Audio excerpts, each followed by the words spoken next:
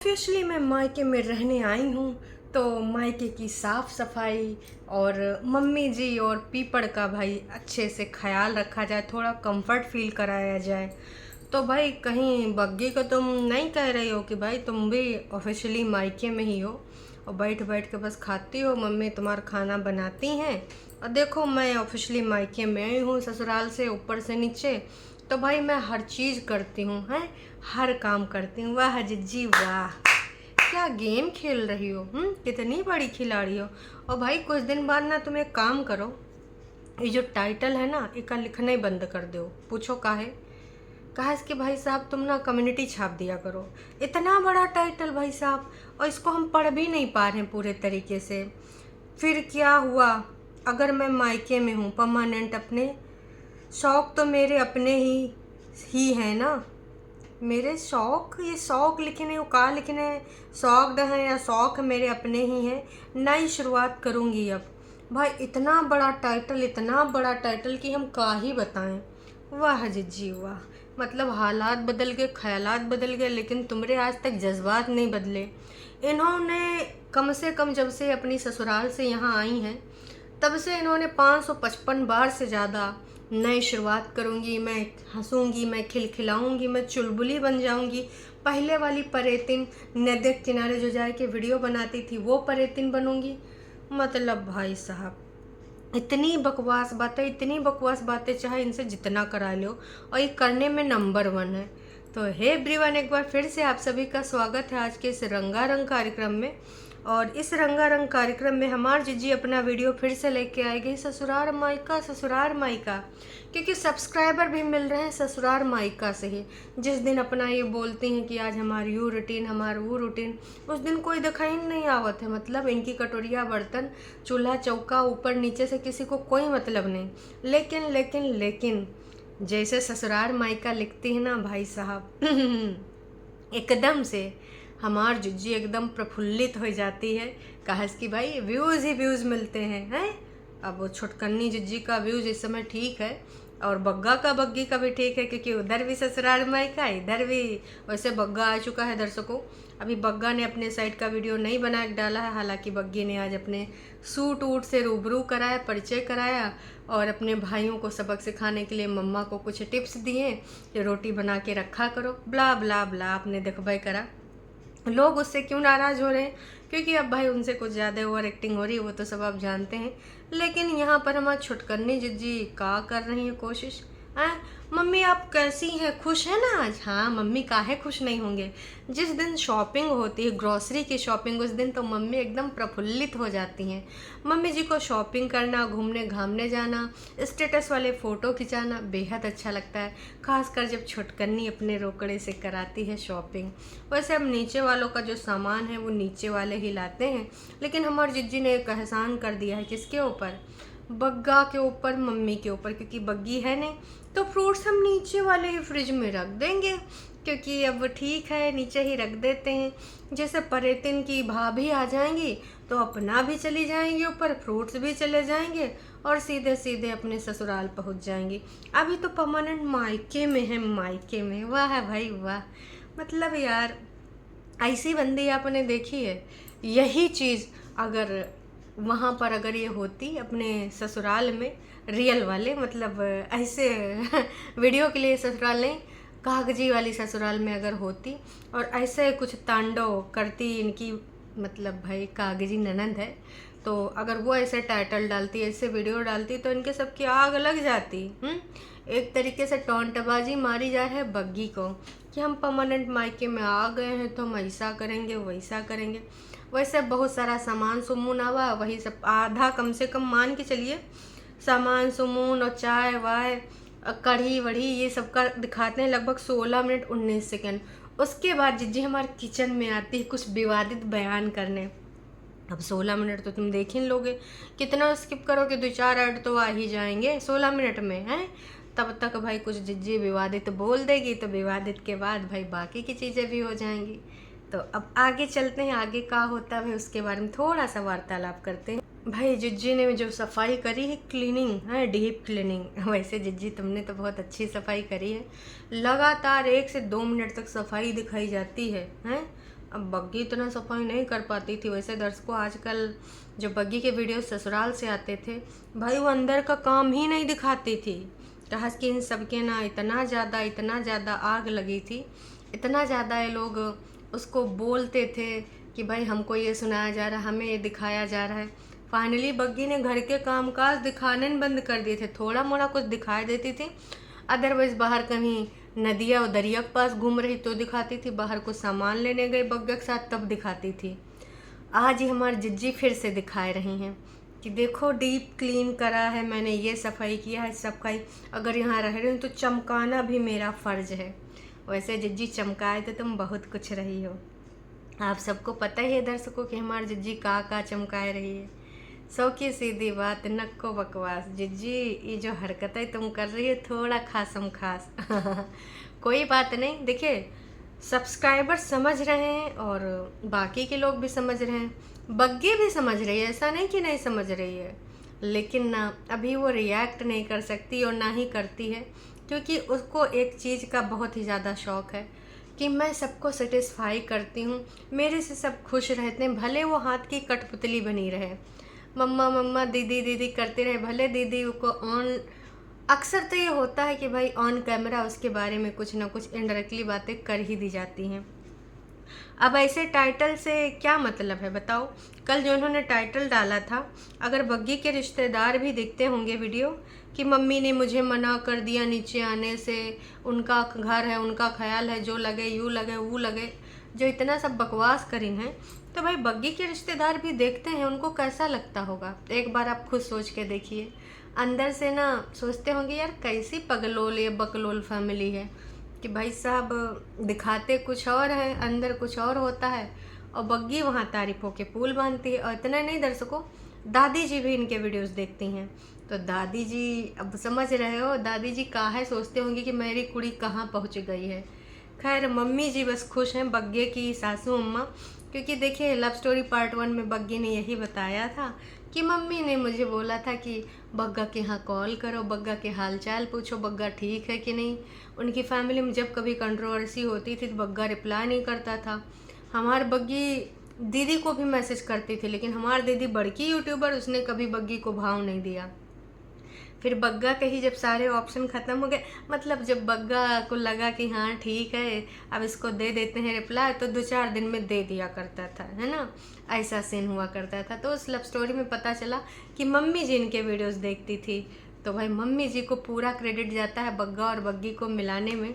बाकी बग्गी इतनी अच्छी है, ससुर जी गवर्नमेंट हैं, तो भाई जाहिर सी बात है ना। अब लॉज इतना अच्छे मिल रहे हैं, घर परिवार इतना अच्छा मिल रहा है, तो कौन ना करेगा। लड़की भी गाय मिली है, गाय जैसा मम्मी जी चाहती थी ना, बोली तो है हम गाय जैसा लड़की चाहते थे, हमको गाय ही मिल गई है।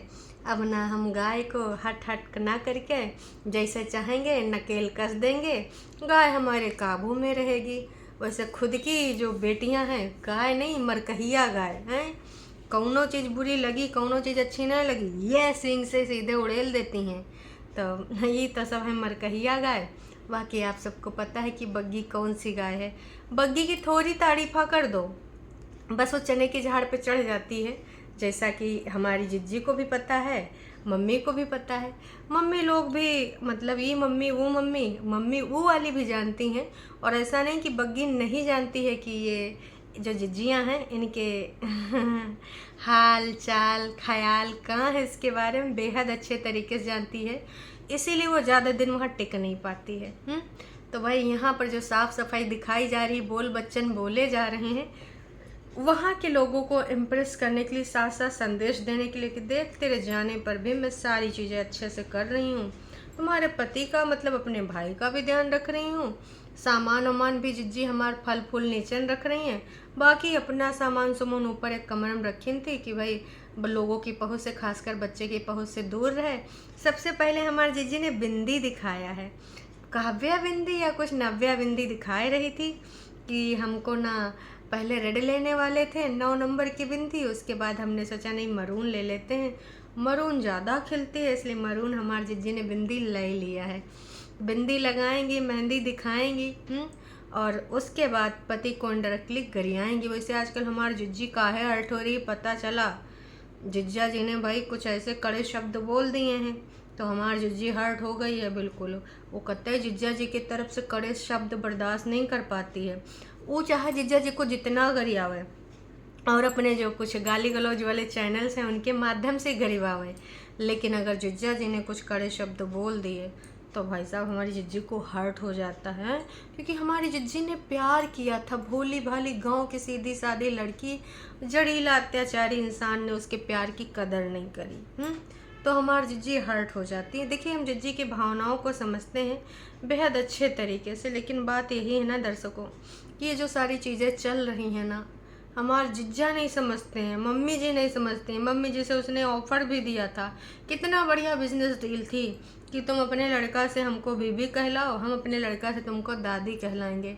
वो दादी वो हरदम अपने जो है बच्चे के लिए, पोते के लिए कितना ज़्यादा मिलने के लिए बेताब रहती है। अक्सर जब उसके बारे में बात करती हैं तो प्रफुल्लित हो जाती हैं। लेकिन भाई यहाँ पर तो वैसे हमने गाना सुना था, प्यार में सौदा नहीं लेकिन प्यार में सौदा ही सौदा है भाई साहब। जब देखो तब हमारी छुटकन्नी जिज्जी सौदा ही बोलती है। तो ये जो टाइटल है ना, जिज्जी के पूरे वीडियो में इस टाइटल का कोई मतलब नहीं है, लेकिन फिर भी ना जिज्जी ने ये टाइटल लिखा है कि फिर क्या हुआ अगर मैं मायके में हूँ परमानेंट, अपने शौक़ तो मेरे अपने ही है ना, नई शुरुआत करूँगी अब। तो जिज्जी भगवान के लिए तुमसे ना हाथ जोड़ के विनम्र निवेदन है कि तुम ना अब नई शुरुआत कर ही लो। कब तक हम यही सुनेंगे गाथा कि तुम नई शुरुआत करोगी, नई शुरुआत करोगी? कब करोगी? यही वाले जन्म में करोगी या हम बुढ़ाई के ऊपर पहुंच जाएंगे तब तुम करोगी? अब तुम सबका का भाई, तुम लोग टीनेजर रहती हो।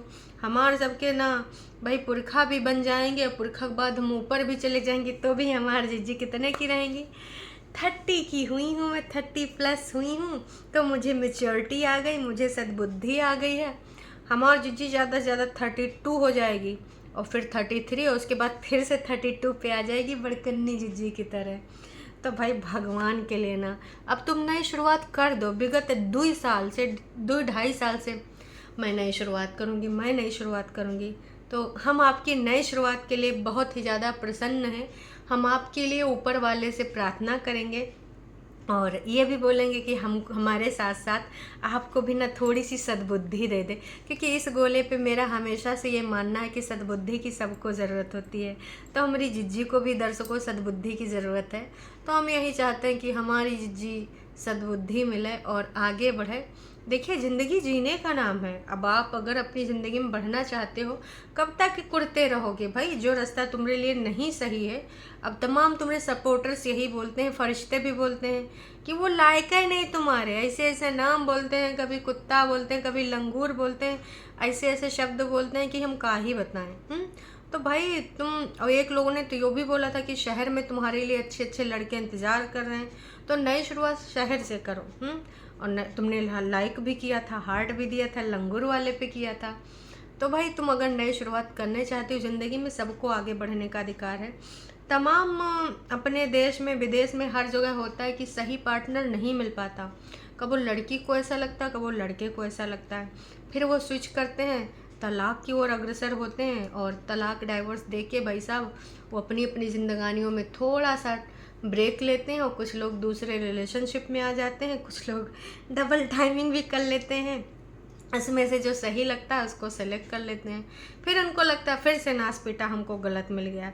वैसे सलमान खान की एक मैंने क्लिप देखी थी, तो भाई बहुत अच्छा सलमान खान ने बोला था, उसको सुन के मेरा दिल खुश हो गया। अगर मेरे पास वो क्लिप है ना तो मैं ज़रूर आपको सुनाना चाहूँगी। 1 सेकंड बस दीजिए। हाँ जी, मिल गया है तो ज़रा सुनिएगा भाई, प्ले हो जाओ जल्दी से। कोई ऐसा आएगी तो हो जाएगा उससे। हाँ सुनिए। एक्चुअली सभी अच्छे थे। हाँ, फॉल्ट मुझ में ही लाई करता है। आगे सुनिएगा। क्योंकि जब एक जाती है तो उसकी गलती है, दूसरी जाती है तो फॉल्ट उनमें ही है, तीसरी जाती है तो फॉल्ट उन्हीं में है। हाँ, चौथी में थोड़ा सा डाउट हो जाता है इनको, क्या कि फॉल्ट उनमें है या मुझ में। हाँ, इनको भी समझ में आ गया कि पहली गई चलो वो गलत, दूसरी गई वो गलत, तीसरी गई वो गलत, चौथी गई तो लगा इन्होंने सोचा कि भाई साहब कहीं फॉल्ट मुझ में ही तो नहीं है, हैं? 60-40 का जब से ज्यादा जाने लगती हैं तो वो कंफर्म कर जाती हैं कि फॉल्ट मेरा ही था। इनका कहना कि भाई जब पांचवी छठवीं भी गई तो मुझे कंफर्म हो गया और वो कंफर्म करके गई कि फॉल्ट मुझ में ही था। तो कुछ लोग यही होते हैं कि उनको लगता है यहाँ गलत वहाँ गलत, हम ना बिल्कुल सही हैं, हम में कोई बुराई नहीं है, बस सब में बुराई है, हम दूध के धुले हैं। काश कि हर इंसान जिसको लगता है सामने वाला गलत, फलाने हम, मैं सबके लिए बोल रही हूँ, अपने लिए भी बोल रही हूँ, कई बार लगता है कि नहीं यार मेरी गलती नहीं है, पर ठंडे दिमाग से अगर तुम सोचो ना तो तुम्हारी जहाँ गलती होगी तुमको बहुत अच्छे तरीके से समझ में आ जाएगा कि तुम्हारी गलती है कि नहीं, समझे जनाब, हैं? तो हमारी जिज्जी उन्हीं में से आती है कि ना मेरी गलती तो नहीं है, मैं कतई नहीं मानने वाली गलती।